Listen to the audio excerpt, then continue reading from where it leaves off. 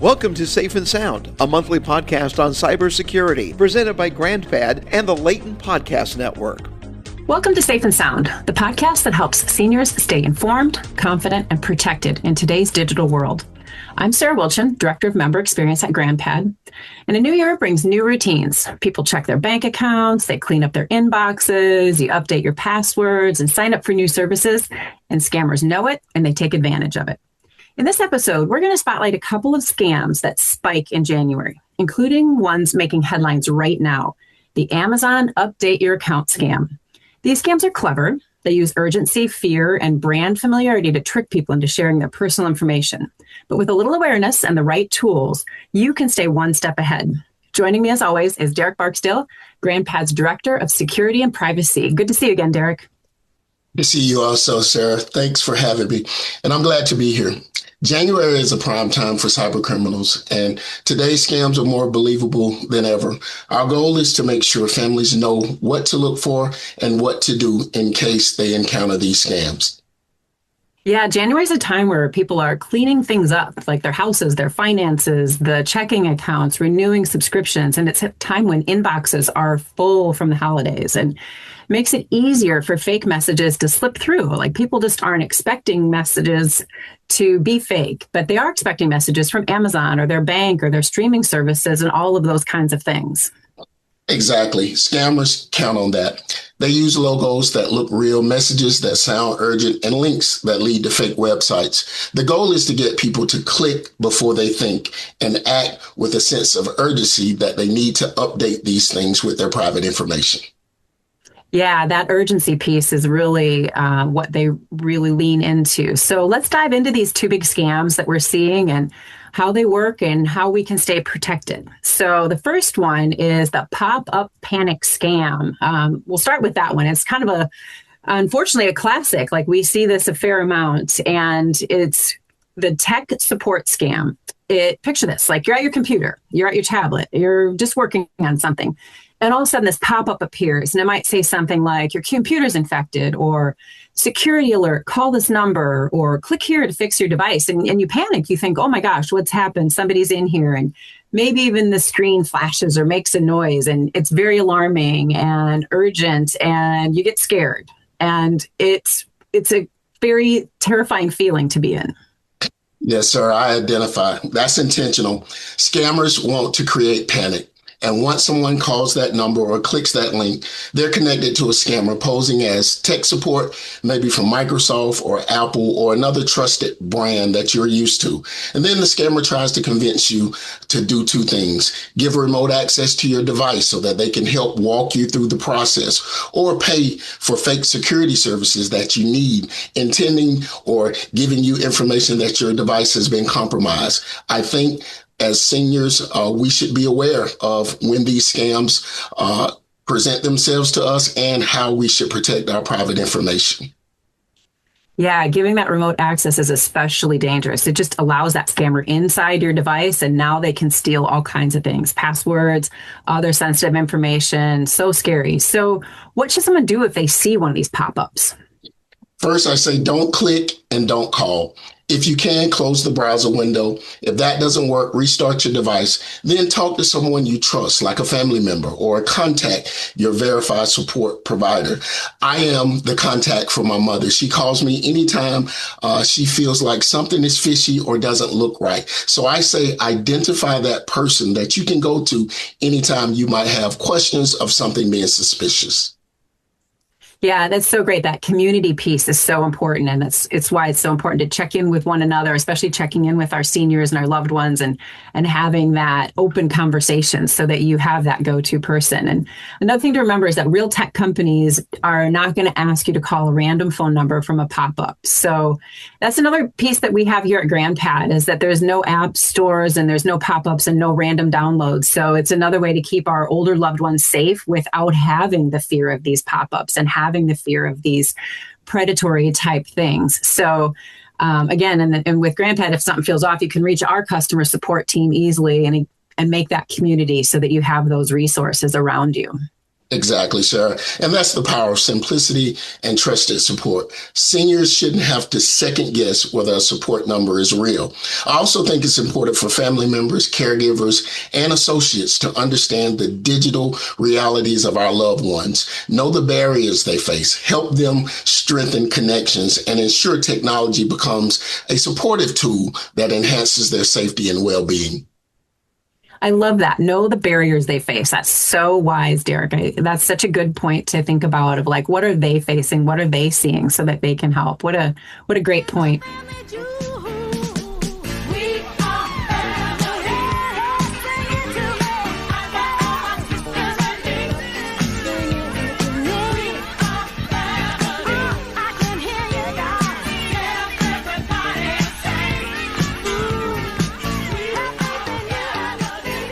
We are family. Sister Sledge. You know, for people listening who might feel they're out of touch with family or family members because they're not connected, not wired, as they say, unable to share emails, correspond with kids, grandkids, nieces, and nephews, well, now they can be connected. You can be connected. The best part is it's easy to do. The solution is called GrandPad. GrandPad is a simple and secure tablet that connects you to your family and friends. No longer do you have to miss out on birthdays, graduations, weddings, other special occasions. Even everyday activities can all be shared on a GrandPad tablet. With GrandPad, you can view family photos and videos, play games, check on the weather, listen to your favorite music, send and receive emails, even voice emails, make outbound phone calls by just tapping a picture or a graphic on the screen. You don't have to take a computer course to do this.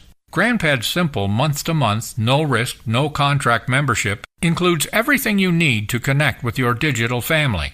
It comes with all the support that you need to stay in touch. Visit grandpad.net, just the way it sounds, grandpad.net. See how this simple device can be an incredibly powerful way to share all of life's little and big moments. See what a difference it can make in your life, the life of a parent or relative who would love to be in touch. Well, let's dive into another scam. Unfortunately, there's so many of them out there. Next up is a little more sophisticated scam. It's subscription renewal scam and the phishing emails that impersonate major brands like Amazon. We see this one a lot. So let's start with that one. It's the Amazon update your account scam. And it's just out there in full force right now. And it begins with an email that looks like it came from Amazon. And it includes the Amazon colors and language and the things that you recognize from them. And it says action required, update your account. And we've probably all done some shopping on Amazon over the holidays. So you think, yeah, boy, something must have happened here. So it warns you that something's wrong with your login or your payment info. And it includes bright yellow and update it here and gives you something really tempting to click on. But if you click that button, it's going to take you to a fake site and it looks just like the real one. But if you enter your password, bad things can happen. So let's take people through what could happen with that one. First, let me say that if it's in your junk email folder, it's probably junk. And once they have that, they can change your password, make purchases, or access any linked credit cards or personal information if we click on these links and try to update information. Scammers use urgency to trick people. The message may say your account is suspended or that a payment failed. It's designed to make you panic and click. And once you click, most of the time you follow through with entering that information because you feel that you want to protect yourself and you think that this is the right way to do it. Again, I say stop and make sure that you get the opinion of someone you trust before you enter that type information. Yeah, I think that's the number one message that I hope everyone will take away here today is never click on those links that you get in those emails or text. You know, if you feel like, gosh, I want to check on this or I need to, check with that family member, trusted person that's kind of your go-to person, but then go to the official app. Don't click on it through that link, but actually go to that official app or website and go into it how you normally do so that you know that it's the right links and you don't take any chances of clicking on something you shouldn't. Exactly. If you think there's a problem with your Amazon account, go to the Amazon app or type Amazon.com into your browser. Don't use the link they sent you. And also rely on what you've been educated on. If you know that there are some past steps that you've taken to secure your information to validate whether links are real or not, then go through those steps that you've been educated on and that you're familiar with. Don't allow people to pressure you into doing something that you know could possibly be a scam. Yeah, such a good point. So let's kind of just walk through this like in a step-by-step of what you do as a safe response, just to kind of recap what you've taught everybody is, first and foremost, don't click on any links that you get in an email or a text. Second, if you want to check on things, open the official app or go to that company's website by typing it directly into your browser. And then number 3, check your account from there, not from their links. And then number 4, if you're concerned, update your security settings inside that app. Maybe change your password or some of those kind of things. And then a 5th thing is consider 2-step verification or using passkeys. It really gives you that added layer of protection when you have that 2-factor authentication. Thanks, Sarah. That's great advice. Those are great steps that we all can follow to protect our information. And also remember, these scams don't stop with Amazon. We've seen them using the names of Netflix, Norton Antivirus, PayPal, even Medicare. And if I can add a few more things for us to support associates of our seniors, know their digital access, how they are using technology, phones, tablets, computers, and help them with confidence using those tools and protecting their information. Also, explore and be aware of your seniors' social connections and engagements. Know if they are texting, emailing, or using social media to do certain things so that you can help them stay security aware. And lastly, I just want everyone to educate themselves on scams, fraud, and how to use their passwords effectively and efficiently. Use password managers and also understand the emotional impact of fear to act right now. Make sure that you always take a deep breath. Always remember to contact those individuals you trust to help you in scenarios like this. And then step away, think about it, and then come back to it if you feel that you've been compromised so that you can take the appropriate steps to protect your information. Yeah, that's great information. When you have that real look, the panic, the urgency, all that, the more that seems heightened, probably the more dangerous it is, and all the more reason to take a step back and really look at the situation for what it is. And this is where GrandPad, again, plays a really protective role for our older adults to get them safely connected. Our private circle of trust means users can't receive those random emails and those phishing links because only trusted contacts are going to be able to contact that GrandPad user, whether that's through email or through phone calls. Only those in the contact list can get in there. So communication stays within that trusted network. But even inside GrandPad, the right habits matter. You still want to make sure you're doing all those right things that you just talked about, having the awareness and staying on top of it. So let's wrap up with 3 simple rules to keep in mind this January. Rule 1, never click a link from an unexpected email or text. Always use the official app or go directly to that website. Rule number 2, don't trust the urgency. Scammers want you to panic. Real companies give you time.